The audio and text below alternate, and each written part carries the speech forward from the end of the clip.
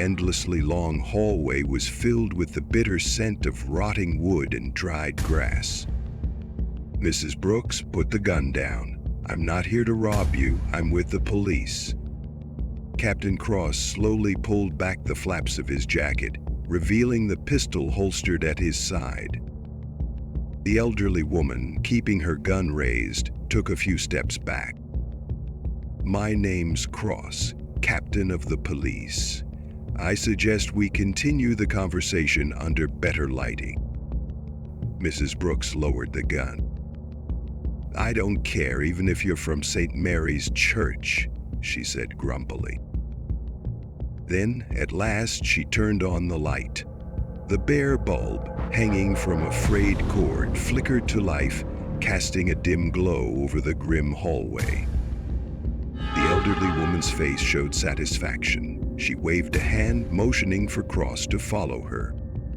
This wasn't exactly the warmest welcome. As Cross stepped into the room, his gaze swept over the faded photographs on the walls and the yellowed lace doilies.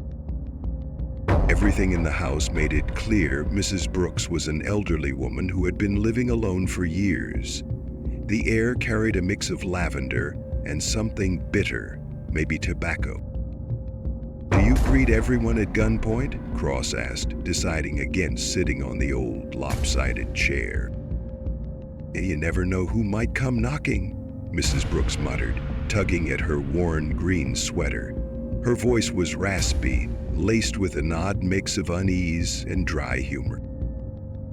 "Did you see anyone?" Captain Cross asked, studying her face closely.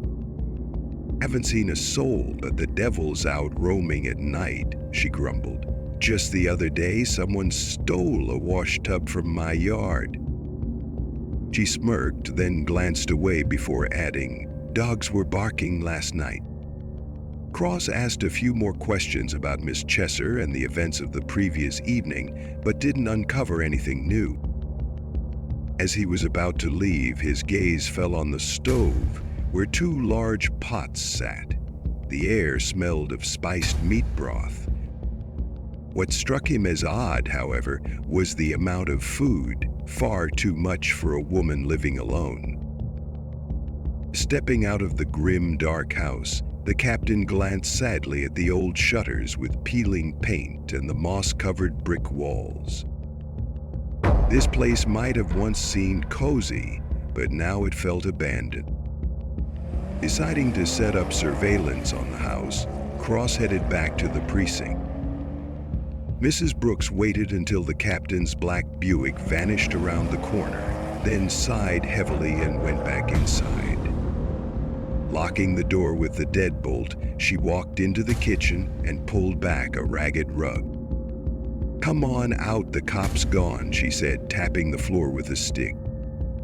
There was a dull thud below, and a moment later, a heavy-set, unkempt man crawled out from beneath the floorboards. His clothes were rumpled and his face was covered in dark stubble. It was Clifford Brooks, her eldest son, the man the police had been searching for over a month. "What was he sniffing around for?" Brooks muttered, slipping a revolver back into his waistband. "Asking about Miss Chesser. Found some tracks by the fence," Mrs. Brooks replied as she bent down to straighten the rug. "You'd best stay put till things quiet down. Tomorrow I'm picking up the money.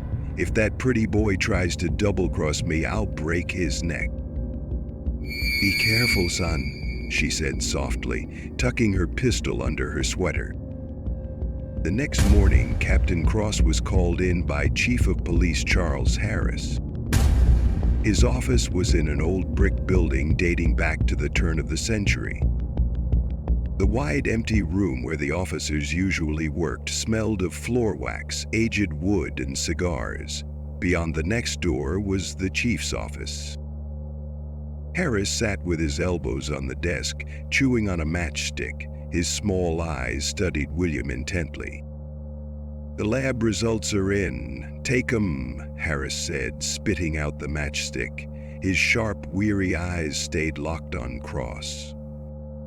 The death was indeed the result of a fall sometime between 9 and 10 p.m. There are no signs of foul play. Close the case and join Lieutenant Ridley. He needs help. William nodded, took the folder, and headed toward his office. His footsteps echoed down the empty hallway. Behind the creaky doors, everything was simple but orderly. A desk, neatly stacked papers, and the familiar scent of freshly brewed coffee. Flipping through the documents, Cross frowned. One detail wouldn't let him rest. Traces of wine had been found in Miss Chesser's stomach, but no more than a single glass. Yet the bottle at the scene had been empty. That detail didn't quite fit. On top of that, the footprints beneath Miss Chesser's window suggested someone had been watching her that evening, someone wearing expensive shoes. Then there were the shattered glass fragments, the sharp-witted old lady with a healthy appetite, and the red Packard, too many loose ends. Before lunch, Cross went back to Harris. "Chief, I need a few more days," Williams said, keeping his tone steady. Harris narrowed his eyes, studying his officer, as if weighing whether this was worth the extra trouble. "You're at it again, Cross," Harris finally said, pulling the matchstick from his mouth. "Fine, 2 days, not a minute more." Leaving the office, Cross headed straight for the home of Edward Dorsey, Eleanor's ex-husband. Dorsey's house stood among a row of well-kept homes on a quiet street. It was a 2-story stone mansion with neatly arranged flower planters, wrought iron lanterns on the walls, and stone-paved walkways. Dorsey himself answered the door, a tall man with a perfect haircut and a look of restrained superiority. A glass of bourbon rested in his hand. He stepped aside, gesturing for Cross to come in. "What's this visit about, Captain?" His voice was even, though slightly cold. "Where were you last night between 9 and 10? Cross asked without preamble. Dorsey shrugged. "At a charity gala at Mr. Carlyle's. Plenty of guests can vouch for me."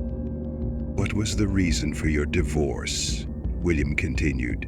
"You were married for only 2 months." A flicker of irritation crossed Dorsey's face, but he quickly composed himself. "Sorry, Captain, but it's personal. Another woman." "And where did Miss Chesser keep her paperwork?" "I couldn't find any documents for the house or the divorce decree. Speaking of which, do you have your copy?" "Eleanor handed over her paperwork to a trustee before the divorce, but I don't know exactly who," Dorsey said, opening a safe and handing William the decree.